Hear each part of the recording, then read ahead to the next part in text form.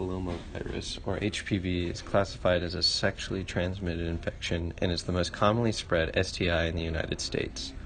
The vaccine for this infection is publicly available, yet many people do not get vaccinated, and most public schools don't require the vaccination. That the HPV vaccine should be required for entry into 6th grade public schools because it prevents cervical cancer in women, many HPV-associated cancers in both men and women, and fights the continual spread of the extremely prevalent infection in the United States.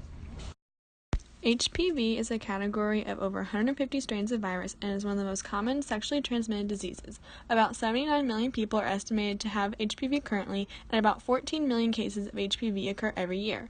Although the majority of virus strains can go away on their own with time, a few select strains can have serious repercussions if left untreated, such as cancer of the mouth, throat, anus, penis, and cervix, or genital warts, of which 1 in 100 adults have at any given time. Since clear symptoms are rare, the best way to eliminate the infection is to vaccinate people at an early age. Vaccines work to enhance the body's natural immune system by injection of a weak or dead virus. This weak virus can stimulate the immune system to naturally rid the body of the disease. In the future, if exposed to the disease, the conditioned immune system can recognize and disable the invading bacterium or virus. The HPV vaccine is a series of 2 to 3 doses that protects against the 9 strains of HPV displayed. The CDC recommends that people ages 9 to 24 get the vaccine, with the highest efficacy being between the ages of 10 and 13. Currently, only DC, Virginia, and Rhode Island require girls to get the HPV vaccine for entry into middle school, while only Rhode Island requires the vaccine for boys. One reason HPV vaccines should be required for entry into middle school is that the vaccine can prevent cancers associated with HPV.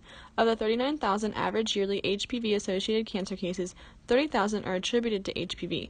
Over 28,000 of those cases were preventable with the HPV vaccine. HPV accounts for 11,000 cases of cervical cancer each year. Although HPV is not the sole cause of cervical cancer, it is the leading cause. According to the CDC, about 12,000 women are diagnosed with cervical cancer each year, and about 4,200 women die because of it, which is 1/3 of diagnosed women. HPV is not solely attributed to cervical cancer, though. Approximately 12,000 cases of HPV-attributed cancer cases are in males, most commonly anal, throat, and mouth cancer. Cancer is a serious illness that can leave many people with the loss of loved ones.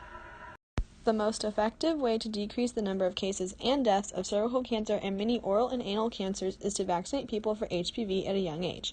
It is safer to prevent the virus than to treat it. A study done by the American Cancer Society reported that the HPV vaccine has been tested for effectiveness in preventing the precancerous lesions that ultimately lead to cancer and shows a nearly 100% prevention rate.